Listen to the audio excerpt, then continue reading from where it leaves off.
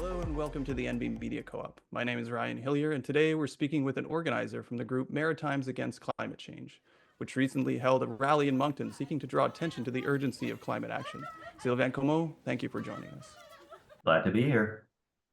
So, how did Maritimes Against Climate Change get started, and what motivated you personally to get involved in climate action?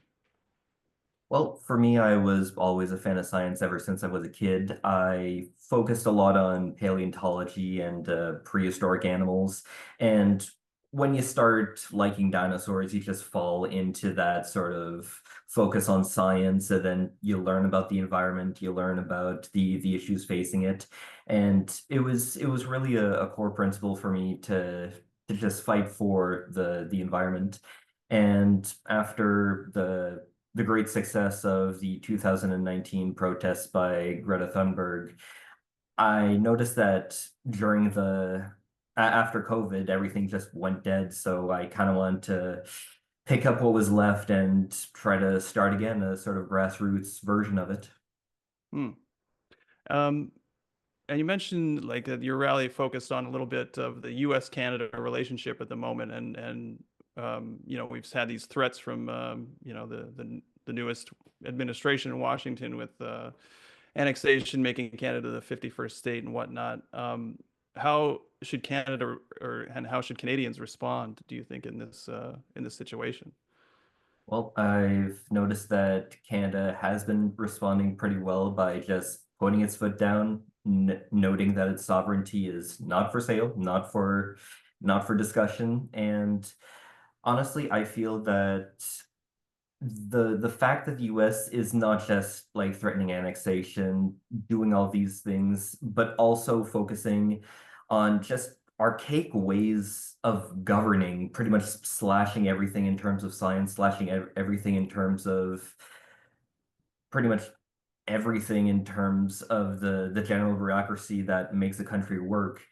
It really shows that they're an example of what not to do as a country. And I kind of want that to galvanize the public and galvanize politicians to see that we can use what the US is doing not just as a blueprint of what not to do, but also as a guide to make ourselves better, to steer away from what can turn into what's happening in the US.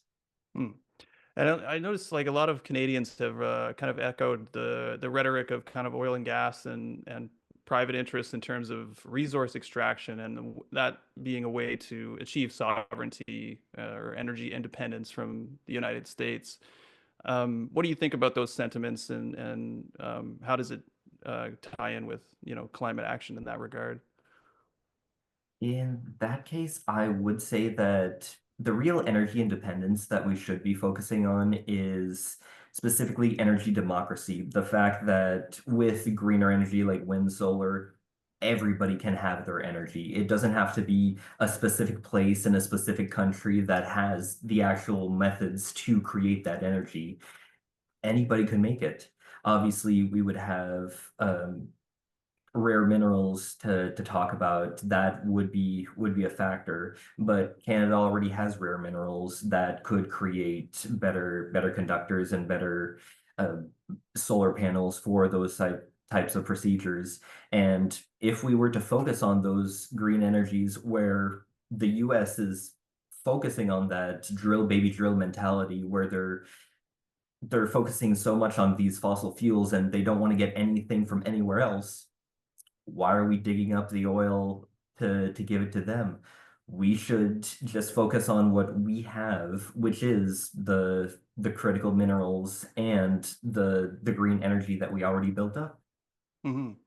Yeah, and I wanted to ask you a little bit about we have this kind of resource nationalism that's kind of on the rise and talking about how we can secure energy sources from Canada itself. And this kind of ties in with a little bit with Canada's stated goal of reconciliation and this whole project of abiding by treaty rights and respecting indigenous territories and whatnot. And there is quite a lot of discussion now because those two um, aims are kind of diametrically opposed, right? So I was just curious about what you thought about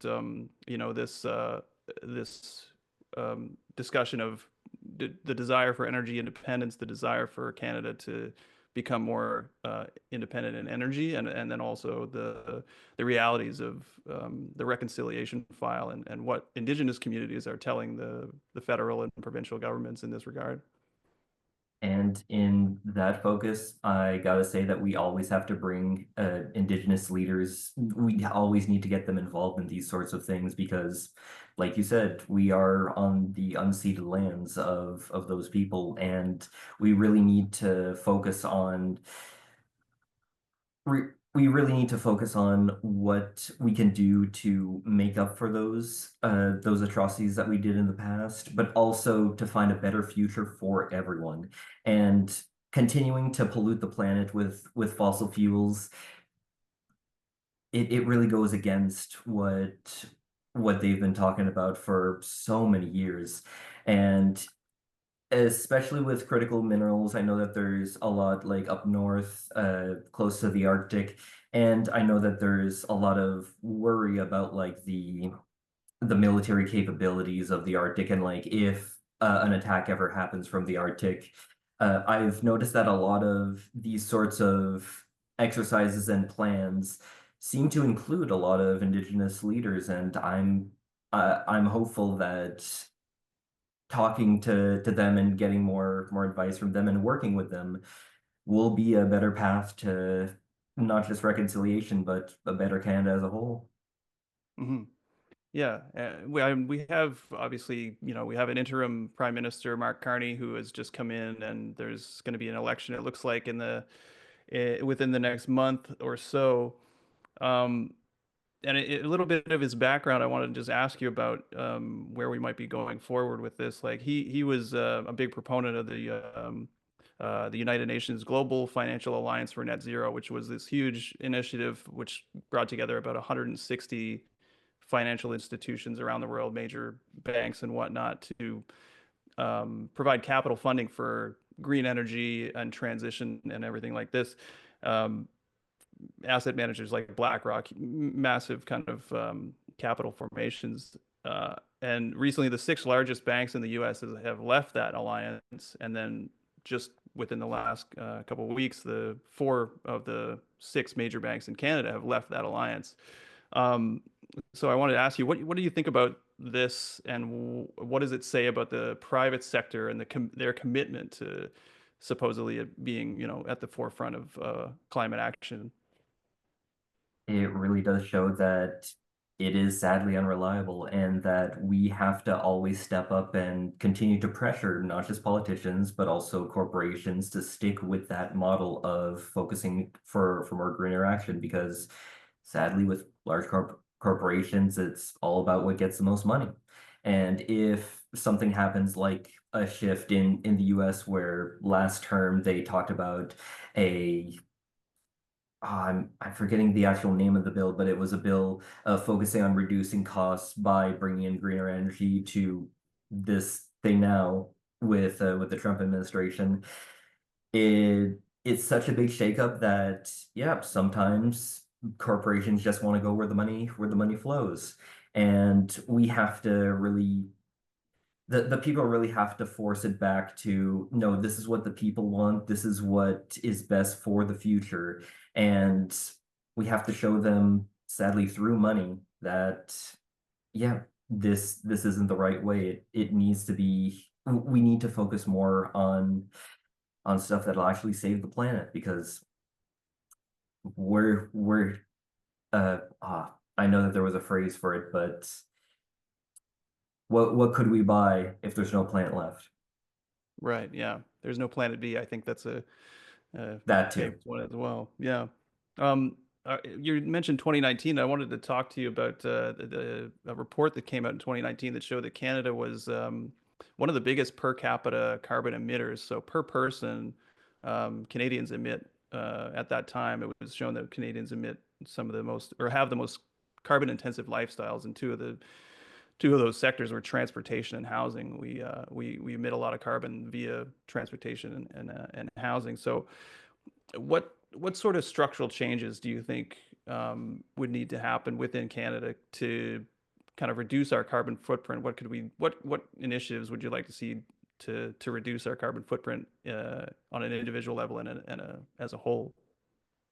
Well, one thing that I would like to point out for that specifically is that the carbon footprint on an individual scale, yes, that is an issue, but it's also the fact that the corporations that are enabling the person to actually create that carbon footprint needs to change as well. So in obviously we can all buy electric cars and like go vegan and sing kumbaya, but we really need to focus on the structures that are enabling this issue. And obviously the first thing that we have to go to is the energy sector. The fact that most of our energy comes from oil and gas. And after that, it would have to be specifically the motor sector. I know that recently they've been pushing towards EVs, but we got to do better. We got to focus on stuff that's less focused on driving from point A to point B 50 meters away. We got to focus on cities, towns that can be walkable, that don't have to, you don't have to have a car to just go to the grocery store. We need to find ways to integrate a livable society without the need of these fossil fuels. Hmm. Yeah, I mean, and that leads me into my next question. I know the rally dealt a little bit with the concept of the oligarchy, and everyone in New Brunswick who has been aware of the oligarchy and the influence that it has. I'm sure we're all very cognizant of that. So, um, how can this be addressed? What are some of the things that people can do locally or at a national level to kind of address this issue, because it is, it's kind of an overwhelming issue within Canada and New Brunswick, of course. Well, it's actually plainly visible right now with what's happening in the US. Everybody stopped buying American. We were able to change our purchasing to fit a better narrative. And it really shows that given the right incentive and given the right push, we can make change. We've seen so many stores that are just taking off American food and giving it to like homeless shelters and stuff like that, which is great. But just the fact that there there is a tangible impact because of that, that can be used for other means. If there's, let's say, corporations that aren't aren't working in terms of like for the betterment of the planet, for the betterment of the people, we can affect that. Our buying power is actually a good tool. Yeah.